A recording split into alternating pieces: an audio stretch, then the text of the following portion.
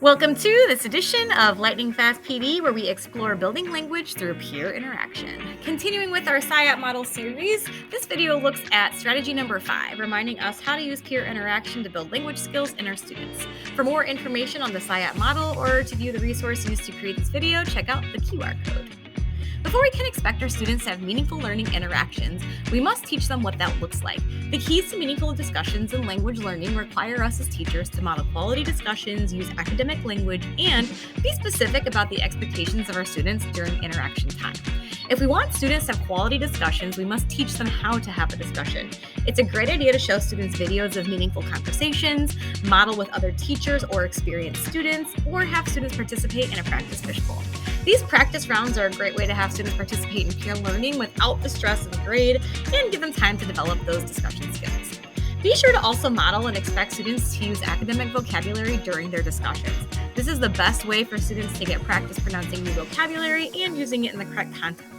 To scaffold this, put a vocab list on the board, use sentence stems, and explicitly model the vocabulary in the context of your content. This is also your friendly reminder to evaluate your vocabulary to anticipate student misconceptions and address those in advance. Finally, when students participate in a discussion, be very clear about the expectations of everyone to participate. Sometimes discussions will be with a partner, in a small group, or one-on-one with a teacher. Whatever the scenario, use a rubric, have students self-assess and peer assess to gain confidence talking with others about the content. When forming student groups, be intentional about who is grouped together so that all students can improve their skills, but also be comfortable failing forward around their peers. Using small groups to discuss teacher questions truly maximizes student opportunity.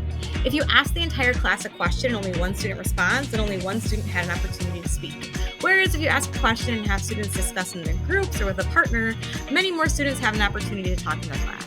Grouping students together also helps them take greater ownership of their learning and allows you more time to meet with them individually while engaging the whole class. Last but not least, don't forget about the use of wait time. Too often, we have so much to get through that we forget about the importance of providing students time to formulate a response, process what a peer just said, and mentally shift to a new question. Wait time increases the quantity and quality of student engagement and allows time for better comprehension. Use wait time after questions and responses, but also before moving on to the next question. Explain to students the importance of wait time to provide everyone with an opportunity to think. Count to 5 in your head before calling on someone to answer, and get a pulse from students on how long they need before moving on. With a few ground rules and simple steps, we can continue to grow our students' language skills and develop confident speakers in our classes. Thanks for watching, and we'll see you next time for Lightning Fast PD.